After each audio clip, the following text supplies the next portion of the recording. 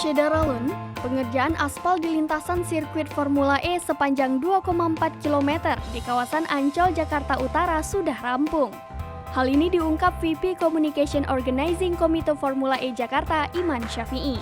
Selanjutnya, pembangunan di bagian sisi kanan dan kiri, termasuk tribun tengah dilakukan agar ajang balap mobil listrik bertaraf internasional ini terselenggara pada 4 Juni 2022 mendatang.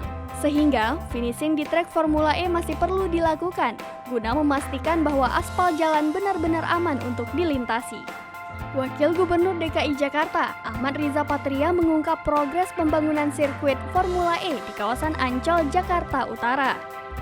Melalui akun Instagramnya, orang nomor 2 di DKI ini menuturkan telah mengunjungi trek balap mobil listrik bertaraf internasional itu pada Kamis 7 April 2022. Dalam kurun waktu 1 pekan, ia mengatakan pengaspalan sirkuit akan usai.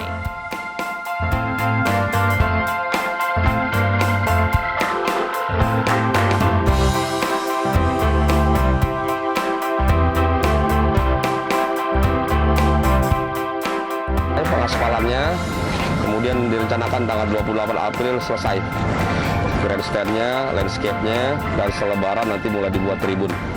Insya Allah persiapannya sudah sangat baik. Mari kita dukung dan kita doakan semoga sirkuit ini yang dibuat secara permanen bisa selesai sesuai waktu dan memenuhi standar yang diminta.